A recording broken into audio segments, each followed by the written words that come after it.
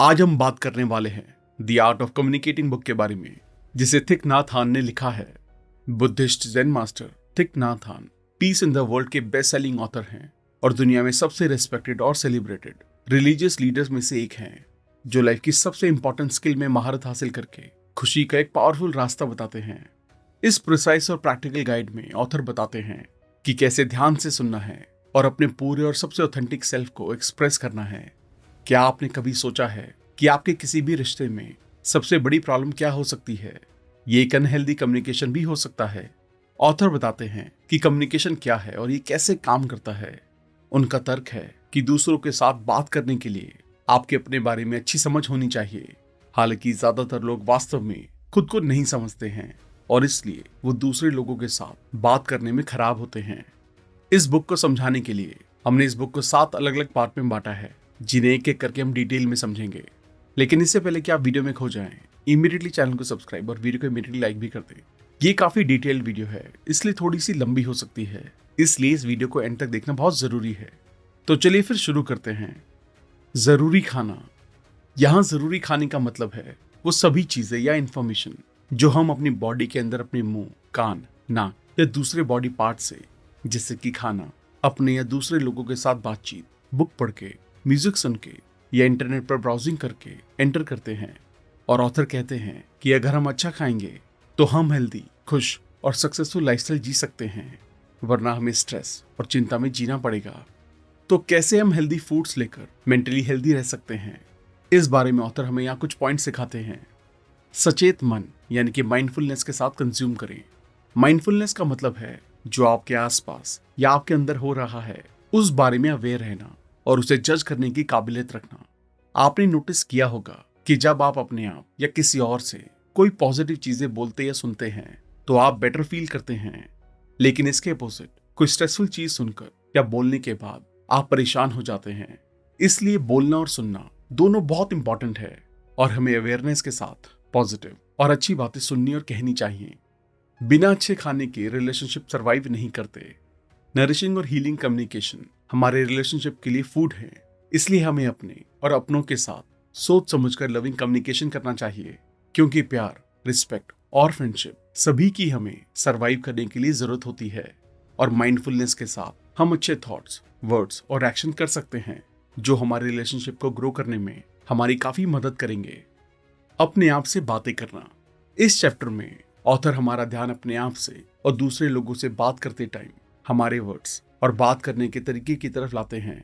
वो कहते हैं कि आज के डिजिटल वर्ल्ड में काफी सारे ऐप्स हैं जो हमें दूसरे लोगों के साथ कनेक्ट होकर बात करने में हेल्प करते हैं, लेकिन अगर डिवाइस के जरिए भी हमारे बात करने का तरीका ठीक नहीं है तो किसी दूसरे इंसान से हैप्पीनेस के साथ बात करना मुश्किल हो सकता है। और अगर इस बारे में हमारा माइंड ही ब्लॉक हो तो कोई डिवाइस भी ऐसा करने में हमारी हेल्प नहीं कर सकता। तो सबसे पहले हमें अपने माइंड को ओपन करना चाहिए। हमें अपने प्रति थॉट्स, वर्ड्स और एक्शन के बारे में अवेयर रहना चाहिए, अपने साथ खुश रहना शुरू करना चाहिए और उसके बाद दूसरों के साथ भी इस खुशी को बांटना आसान हो जाएगा। तो हमें अपने माइंड को ओपन करने और अवेयर रहने के लिए ऑथर हमें याद रखने और उसे करने के लिए कुछ टिप्स देते हैं। इंटरनली कनेक्ट हों। जैसा कि हमने लास्ट चैप्टर में डिस्कस किया था कि माइंडफुलनेस का मतलब है प्रेजेंट मोमेंट के बारे में फुल अवेयरनेस, और इसके लिए आपको कोई आईफोन या कंप्यूटर की जरूरत नहीं है। आपको बस बैठना है और अपनी सांसों को अंदर बाहर छोड़ना है और कुछ सेकंड्स में आप अपने आप से कनेक्ट हो सकते हैं। आप ये जानना शुरू कर देंगे कि आपकी बॉडी में, आपकी फीलिंग्स में, आपकी इमोशंस में और आपकी परसेप्शंस में क्या चल रहा है। शांति से एक्ट करें। आमतौर पर आपने नोटिस किया होगा कि हम किसी को कोई मेल या टेक्स्ट मैसेज भेजने के लिए बहुत जल्दबाजी दिखाते हैं कि कितनी जल्दी हम उन्हें टेक्स्ट लिखकर सेंड कर दें। कॉल पिक करने में जल्दबाजी दिखाते हैं, लेकिन शांति के लिए हमें इतनी रश की जरूरत नहीं है। हमारे पास कॉल पिक करने या टेक्स्ट सेंड करने से पहले 1-2 बार सांस लेने का और इसके बारे में बेटर रिस्पॉन्स देने का टाइम होता है। और अगर हम ऐसा करते हैं तो इस बात के ज्यादा चांसेस हैं कि हम दुनिया के साथ ज्यादा अच्छी तरह से कम्युनिकेट कर सकें। घर में आए या घर आने का मतलब है अपने आप के साथ कनेक्ट होना, सिर्फ बाहरी दुनिया में रहने और खुशी ढूंढने की बजाय आपकी इनर वॉइस, बॉडी और माइंड थॉट के साथ कनेक्ट होना। क्योंकि जब हम घर पर होते हैं तो हम ज्यादा अच्छा, कंफर्टेबल, सेफ और फुलफिल्ड महसूस करते हैं और हमारी इन ब्रीथ और आउट ब्रीथ और माइंडफुलनेस के साथ हम अपने घर से नेगेटिव थॉट्स, फीलिंग्स और चिंता की सफाई कर सकते हैं। सांसों के साथ कम्युनिकेट करें। यहाँ ऑथर हमारा ध्यान डीप ब्रीदिंग के साथ बोलने की इंपॉर्टेंस की ओर लाते हैं। बजाय सिर्फ बोलने और बोलने के, बिना ये सोचे कि उसका रिजल्ट आप पर या दूसरे पर क्या पड़ेगा, वो बताते हैं कि जब दूसरे अवेयरनेस के साथ ब्रीद इन आउट करते हैं तो हम उनकी ओर देख सकते हैं कि वो फ्री फील करते हैं। जबकि अगर हम डर, गुस्सा, रिग्रेट या चिंता से ओवरलोड हों तो हम फ्री नहीं होते। और यहाँ मैटर नहीं करता कि हमारी सोसाइटी में क्या पोजीशन है या हमारे पास कितने पैसे हैं, लेकिन रियल फ्रीडम तब आती है जब हम अपनी टेंशन को रिलीज करके घर पर खुशी से रहते हैं और बातें करते हैं। नॉन थिंकिंग और नॉट टॉकिंग। नॉन थिंकिंग का मतलब है कि पास्ट, प्रेजेंट या फ्यूचर के बारे में किसी नेगेटिव चीज के बारे में नहीं सोचना और सिर्फ पॉजिटिव सोचना।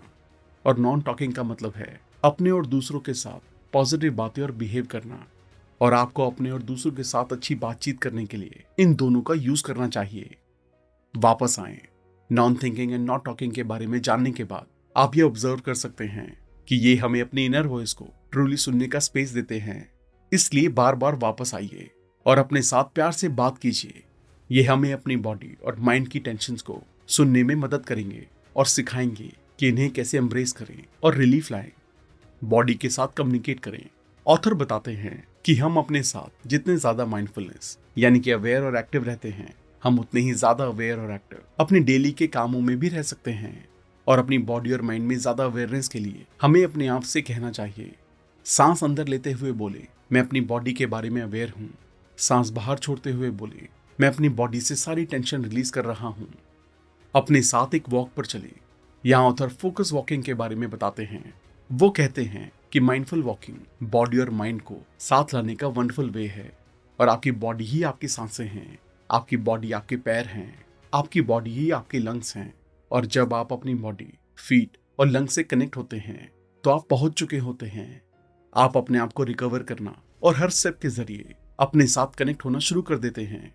फिर ये मैटर नहीं करता कि आप कहाँ जा रहे हैं। आप इस प्लैनेट अर्थ पर एक फ्री इंसान की तरह चल सकते हैं और हर स्टेप को एंजॉय कर सकते हैं। अर्थ के साथ चलना हमारे घाव को दूर करता है। अलगाव का मतलब है दुनिया से अलग रहने की आदत।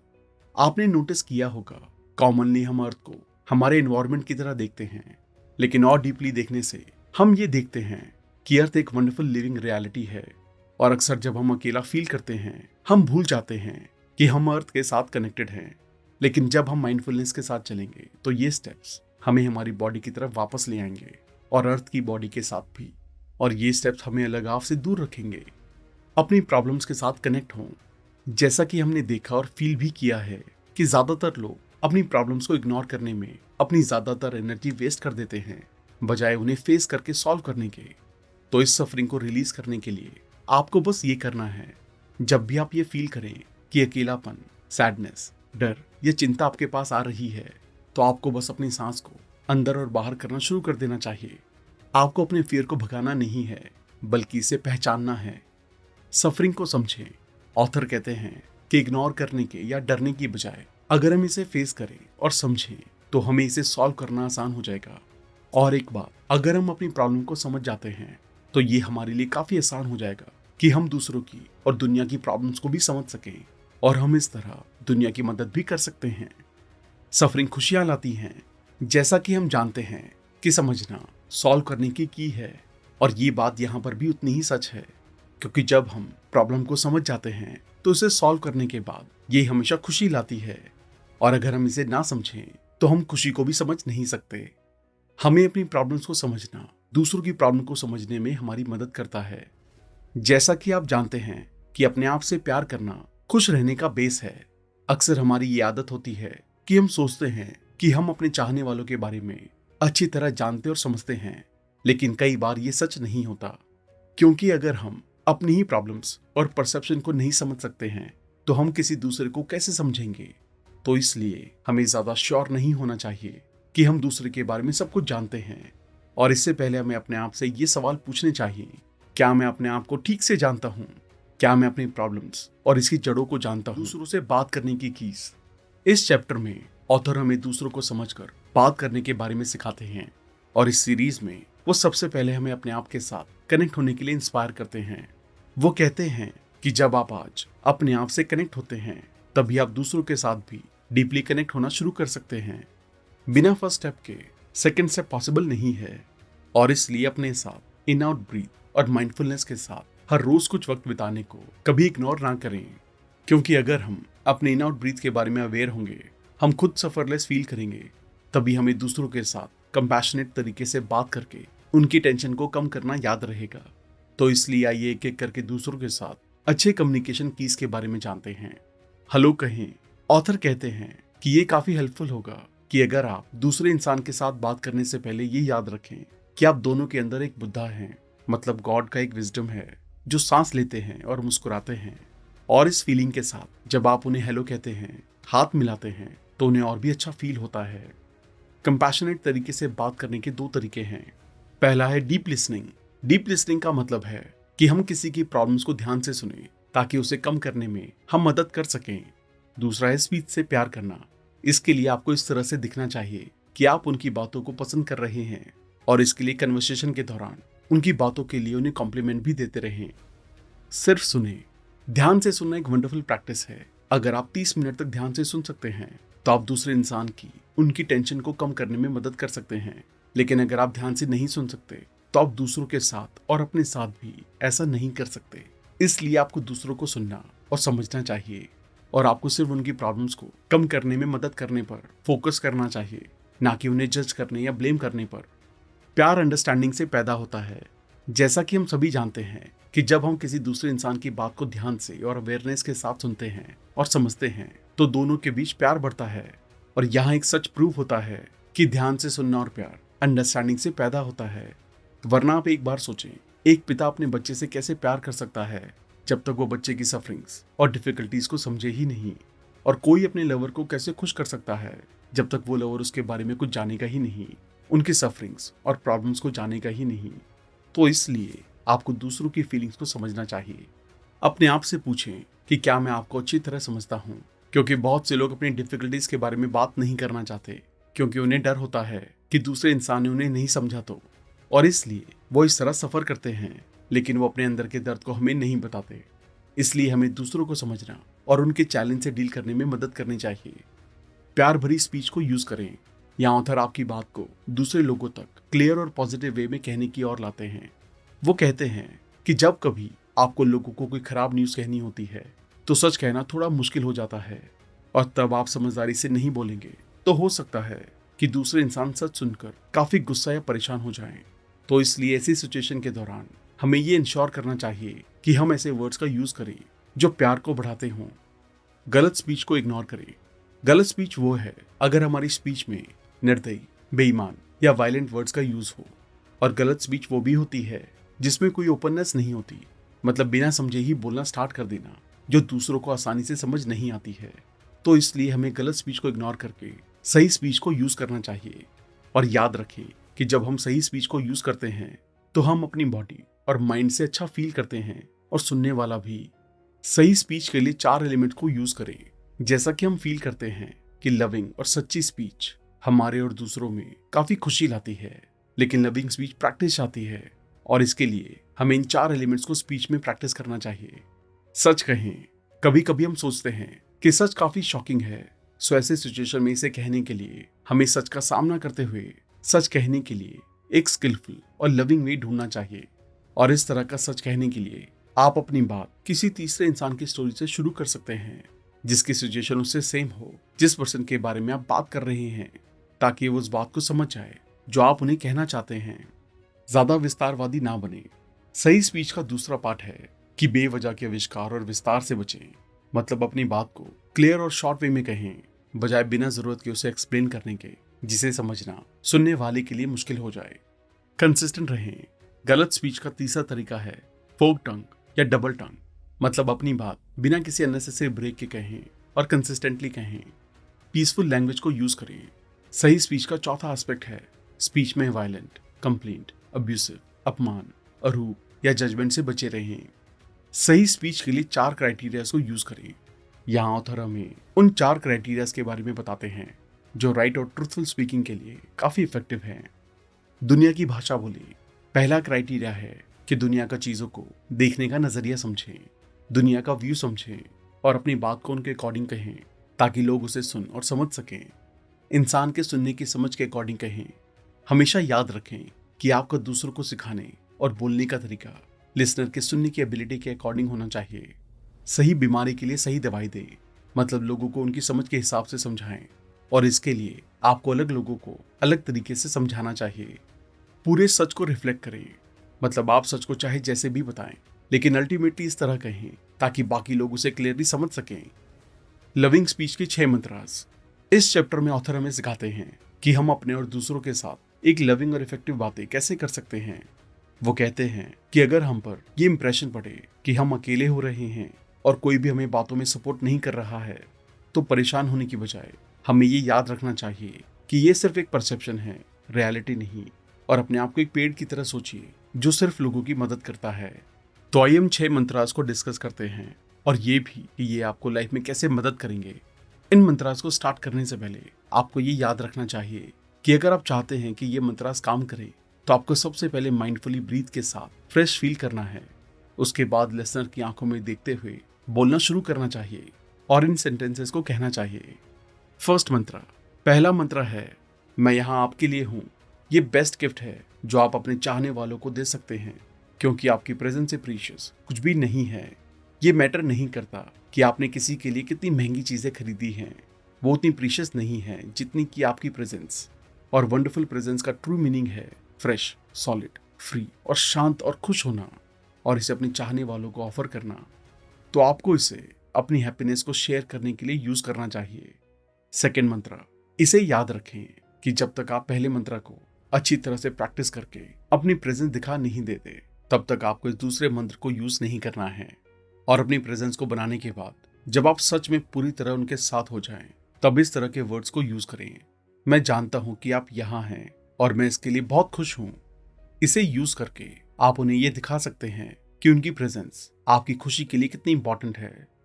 थर्ड मंत्रा, ये पॉइंटफुल है कि पहले 2 मंत्रास तो दिन में कई बार यूज किए जा सकते हैं, चाहे कोई भी सिचुएशन हो। लेकिन थर्ड मंत्रा तब यूज किया जाता है जब आप ये फील करें कि कोई दूसरा इंसान परेशान है, और ऐसी सिचुएशन में ये मंत्र दूसरे इंसान की परेशानी को कम करने में मदद कर सकता है। इस मंत्र को यूज करने के लिए आपको कुछ इस तरह से कहना चाहिए, मैं आपकी परेशानी को जानता हूं और इसलिए मैं यहाँ आपके साथ हूं। आप ये कह सकते हैं और इसे अपनी रिलेशनशिप में दूसरों की परेशानी को कम करने के लिए यूज कर सकते हैं। फोर्थ मंत्रा, चौथा मंत्रा थोड़ा डिफिकल्ट है, स्पेशली उन लोगों के लिए जो काफी घमंड में रहते हैं।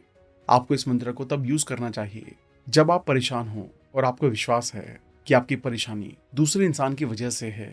ये दूसरे इंसान को कुछ इस तरह कहते हुए यूज किया जाता है, मैं परेशान हूं और मैं चाहता हूं कि आप ये जानें, मैं अपना बेस्ट दे रहा हूं, आप भी प्लीज मेरी हेल्प करें। फिफ्थ मंत्रा, पांचवा मंत्रा है, ये एक हैप्पी मोमेंट है। जब आप किसी ऐसे इंसान के साथ हों जिसकी आप बहुत केयर करते हैं, तो आप इस मंत्रा को यूज कर सकते हैं।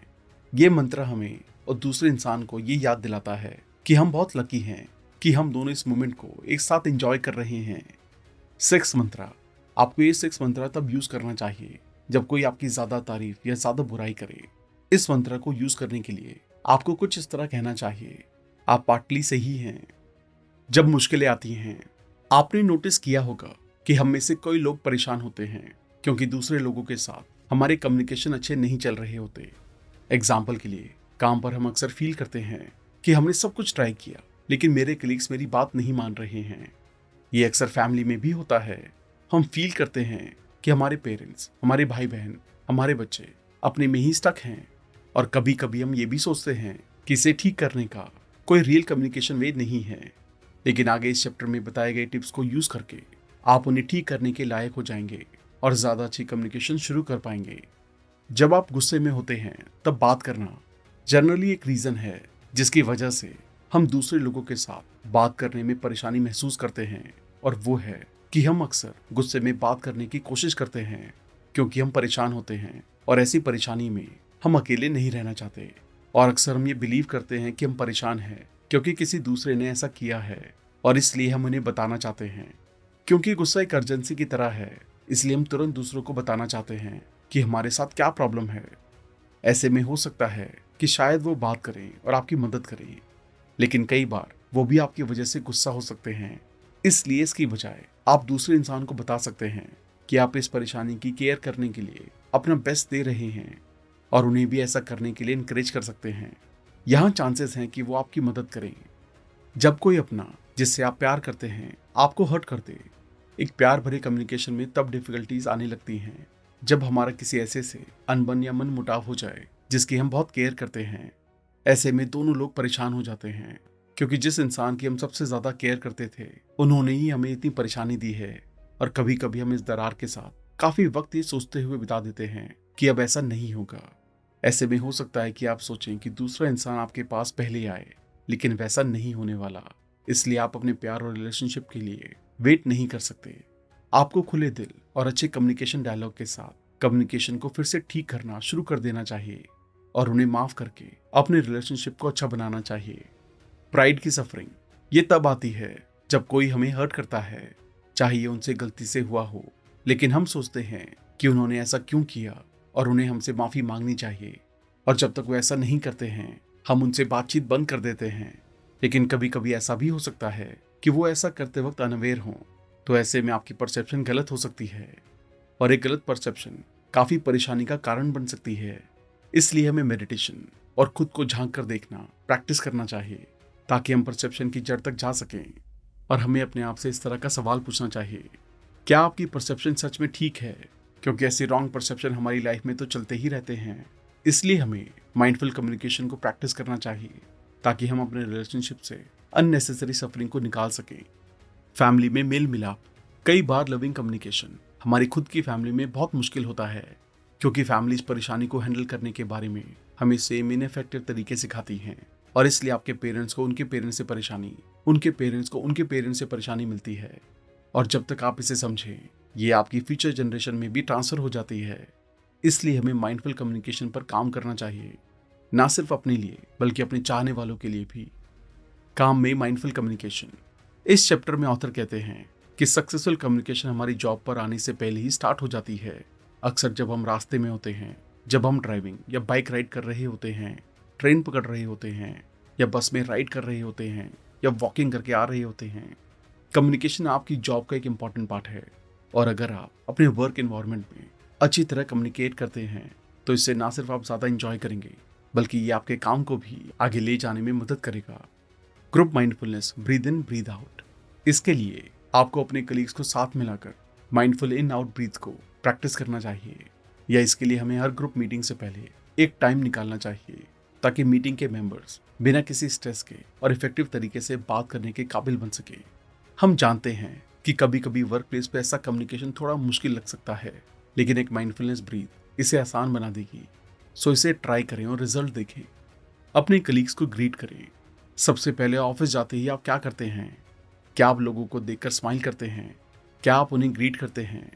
इसे याद रखें कि पहले कुछ मिनट्स आपके पूरे दिन की सेटिंग के लिए काफी क्रूशियल होते हैं। इसलिए ऑफिस में एंटर करने से पहले बस एक माइंडफुल इन आउट ब्रीथ लें और ऑफिस में क्लियर माइंड से एंट्री करें। लोगों को ग्रीट करें और स्माइल दें, क्योंकि ये भी आपकी जॉब का एक पार्ट है, चाहे आपका प्रोफेशन कुछ भी हो। कंपैशनेट कम्युनिकेशन को प्रैक्टिस करें। इस चैप्टर में ऑथर हमें कुछ टिप्स सिखाते हैं कैसे हम ध्यान से अवेयरनेस के साथ कम्युनिकेशन करें। कंप्यूटर बेल, मतलब काम के दौरान अपने आप से बात करके स्माइल करें। और इसके लिए आप अपने कंप्यूटर में माइंडफुलनेस के लिए एक अलार्म बेल सेट कर सकते हैं। हर 3 घंटे में या जैसा भी आपको ठीक लगे, जब बेल बजे तब हमें काम को रोककर अपने खुद के पास आना है। At least 3 bar breathe in out करना है और यही बॉडी से टेंशन को दूर करने और स्माइल लाने के लिए काफी होगा। और उसके बाद आप वापस से काम शुरू कर सकते हैं। माइंडफुलनेस के साथ चाय पिए। चाय पीना अपने साथ बात करने के वंडरफुल टाइम में से एक है। और इसके लिए जब आप चाय पिए तो सिर्फ चाय पिए, कुछ और ना सोचें। चाय पीते वक्त सब कुछ रोक दें और ऐसा करने के बाद आप चाय के साथ ज़्यादा फोकस्ड और कनेक्टेड महसूस करेंगे और चाय के साथ प्रेजेंट मोमेंट को फुली इंजॉय कर पाएंगे। अपने इनर चाइल्ड को सुने। हम सभी के अंदर एक घायल बच्चा होता है जिसे केयर और प्यार की जरूरत होती है, लेकिन हम इनर प्रॉब्लम के डर से अपने इनर चाइल्ड से दूर चले जाते हैं। लेकिन उस चाइल्ड को हमारे अटेंशन की जरूरत होती है, इसलिए हमें उस चाइल्ड के पास जाके उसकी केयर करनी चाहिए। तो दोस्तों, ये बुक हमारे इनर वर्ल्ड, हमारे अपने और दूसरों के साथ कम्युनिकेशन के बारे में है। आई होप आपने काफी चीजें सीखी होंगी। अभी इन्हें इम्प्लीमेंट करना स्टार्ट करें और अपनी लाइफ बेहतर बनाएं और दूसरों की लाइफ को भी अपने पॉजिटिव वर्ड्स और वे ऑफ टॉकिंग के जरिए स्ट्रेस कम करने में मदद करें।